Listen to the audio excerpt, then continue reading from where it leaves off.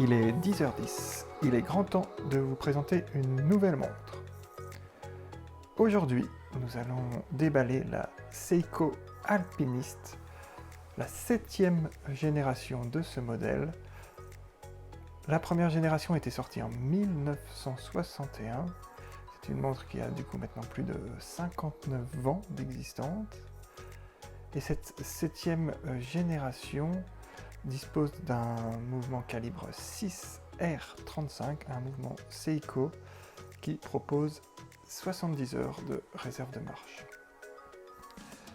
Les générations précédentes, la génération précédente qui était connue, la Prospex SARB, S-A-R-B, la SARB 013, 015 et 017. Le plus gros succès pour la 017 qui était celle qui disposait du cadran fond vert. Pour cette 7e génération, pour la nouvelle génération, il s'agit de la série SPB avec la SPB 117, la SPB 119, la 121 et la 123. C'est une nouvelle interprétation du design de la Seiko Alpinist. Le unboxing qu'on va faire aujourd'hui, c'est la SPB 199J1. Pourquoi 199 et pas les autres références que je vous ai citées avant? Parce qu'il s'agit d'une édition limitée à 2020 pièces pour l'Europe.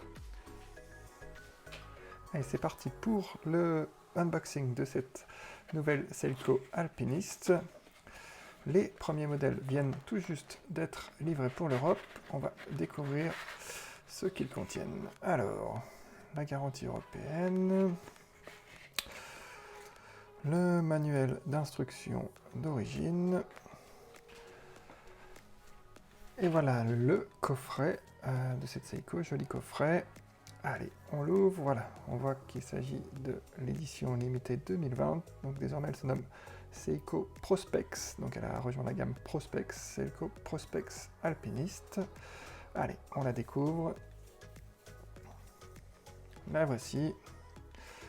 Alors, on constate tout de suite qu'elle est livrée avec 2 bracelets. Un bracelet est déjà monté sur la montre en cuir vert et un bracelet textile couleur sable. Alors, c'est parti, on va la sortir de son coffret.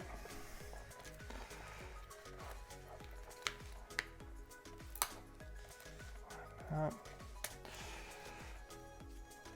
On enlève toutes les protections. La voici. La gamme Prospex, comme on le disait. La boucle, qui est une boucle déployante. Effectivement, avec la mention Seiko. Le cadran, alors on en parlait plus tôt, une sorte de bleu glacier. C'est le nom que Seiko a donné. On voit bien la loupe, hein, on a une loupe sur la date.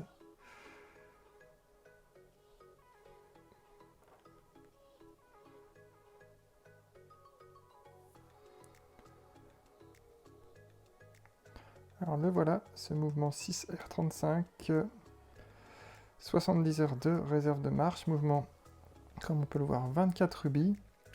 On voit bien que c'est une édition limitée, on retrouve le numéro ici, celle-ci porte le numéro 1119 pour 2020 pièces, produite en Europe. On voit que, évidemment, elle est étanche à 20 bars, et fabrication comme toutes ces Seiko qui se respectent au Japon.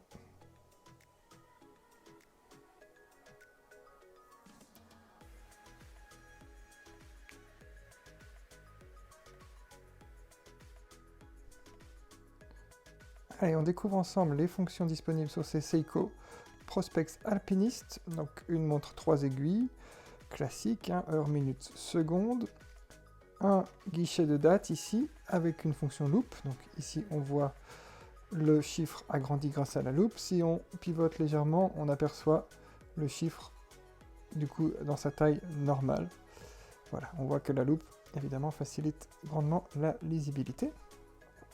Et la fonction vraiment intéressante sur cette Prospex Alpinist, c'est la fonction qu'on va pouvoir piloter avec le bouton qui se trouve ici à 4 heures. Car si on observe bien à l'intérieur, il y a une couronne, et cette couronne, elle est mobile.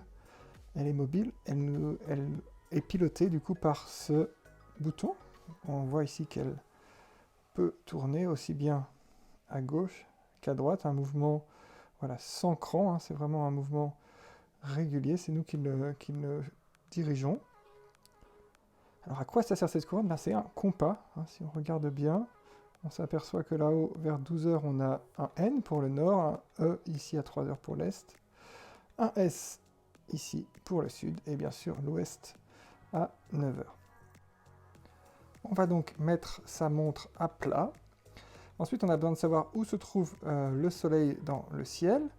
Admettons que le soleil est dans la direction du 11, donc dans cette direction-là.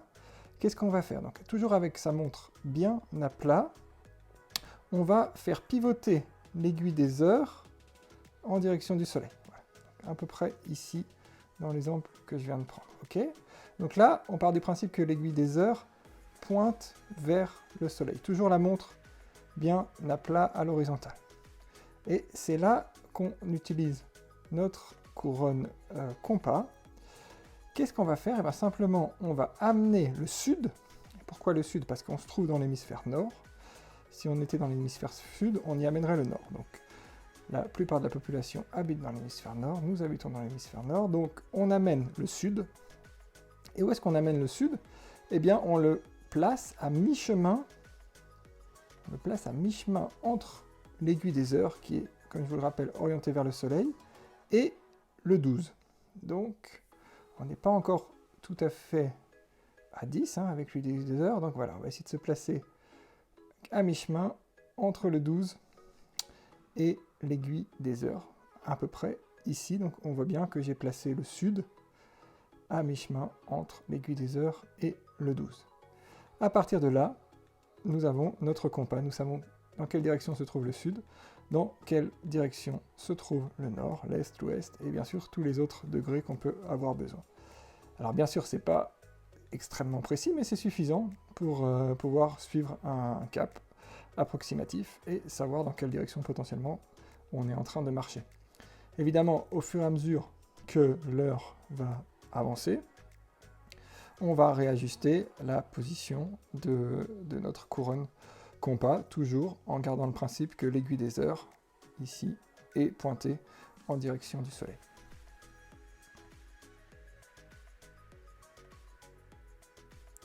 Vous en savez maintenant un peu plus sur cette nouvelle Seiko Prospex Alpinist. J'espère que la vidéo vous aura plu. N'hésitez pas à laisser une remarque, un commentaire ou une question. Et bien sûr, à vous abonner à la chaîne. On se retrouve bientôt pour la présentation d'une nouvelle montre.